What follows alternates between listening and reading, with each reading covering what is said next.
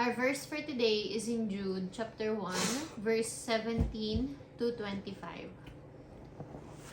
I'll read the 17, 18, 19. Charles will read the 20, 21, 22. And Carlin will read the 23, 24, 25. What? But dear friends, remember what the apostles of our Lord Jesus Christ foretold. They said to you, in the last times, there will be scoffers who will follow their own ungodly desires. These are the men who divide you, who follow more natural instincts and do not have the Spirit. Which one? 22. But you, dear friends, will build yourselves up in your most holy faith and pray in the Holy Spirit. Keep yourselves in God's love as you wait for the mercy of our Lord Jesus Christ to bring you to eternal life. Be merciful to those who doubt. Snatch others from the fire and save them. To others show mercy, mixed with fear, hating even the clothing stained by corrupted flesh. To him who is able to keep you from falling and to present you before his glorious presence without fault and with great joy. The only God our Savior be glory, majesty, power and authority through Jesus Christ our Lord, before all ages, now and forever. Amen. What did you guys get? Magtulungan daw tayo. Okay. Yeah. Paano Everyone. ano yung sinabi dito paano pagtutulungan? Snatch others from the fire and save them. Show mercy to each other though. I might buy your house. Okay, ikaw naman ate. What did you get? Yeah. You cannot copy what Charles said. Ayun nga. Save, others. Help them. And sinasabi rin dito na we have to be careful kasi there are people that will come daw dito na who have ungodly desires and will divide us. Okay? And also, sabi nga dito, build yourself up in your most holy faith and pray in the Holy Spirit. Sinasabi dito na magpalakas daw tayo sa ating pananampalataya. Palalimin daw natin yung relasyon natin sa Panginoon. Sinasabi rin dito, magdasal tayo, di ba? And I think that is like the basic foundation para mas lumalim yung faith mo sa Panginoon. To be to stay connected with the Lord all the time. And sinasabi nga dito, napansin nyo yun yung unang-unang sinabi. And then sabi dito, be merciful to those who doubt.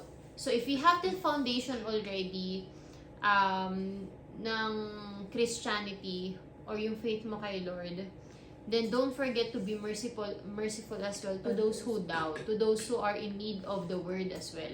Sabi nga dito, di ba? Snatch other from the fire and save them. Kasi not unless people accept Jesus Christ, that's the only time they will be saved if they accept Jesus Christ. So sabi dito, be merciful to those people. Kasi ayaw naman natin, di ba, na mapunta sila sa impyerno. Di ba? Sinasabi, alam mo, may napanood nga ako na lahat ng meron ka sa mundong ito, Hindi mo pwede madala. hindi mo madadala. Ano ang madadala mo? Spirit. Kabutihan mo. Holy Spirit. Ano ang pwede mong madala? Kabutihan mo. Okay. Ano sa tingin mo, Daddy? Hmm? Hindi mo madadala lahat ng meron ka dito. Bukod sa Holy Spirit. ikaw. Di ba may after death? Di ba mga spirit niya na pag namatay ka, 2 grams ng katawan mo na Bukod sa lahat ng meron ka ngayon, ang maidadala mo lang ay yung Wala. pamilya mo at mga mahal mo sa buhay. sabi. Madadala mo sila kung isi-share mo ang salita sa kanila. 'Di ba? Ikaw, na-share mo na ba ang salita ni Lord sa magulang mo, sa Hindi kapatid pa. mo? 'Di ba? So, hindi mo sila maisasama doon. So masasama mo kami. Kaya ko nga sinishare. Pero, hindi yan porkit sinare ko sa inyo, is nasa inyo na.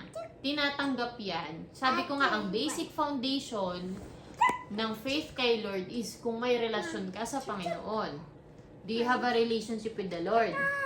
No. Are you sure? Diba? So, kung masasabi nyo may relasyon kayo sa Panginoon, nakikipag-usap kayo kay Lord araw-araw, nagdi-devotion kayo araw-araw, diba? Then that's good.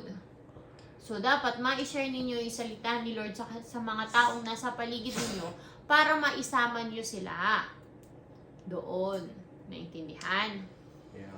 Sinasabi rin dito, o ito isa sa gusto kong sinabi rin dito, pagkatapos niyang mangaral, pagkatapos niya mag-share ng salita, or i-correct ang mga tao, or i-guide ang mga tao, dito sa Jude, ang pinakahuling-huling sinabi niya ay, ano Carlene, ikaw huling nagbasa nun?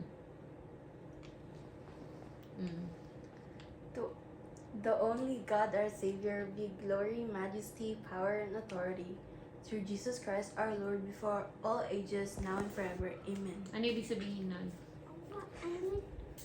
Sinasabi niya na nag-preach siya, ginaid niya yung mga tao. Sa huli, ano sinabi niya?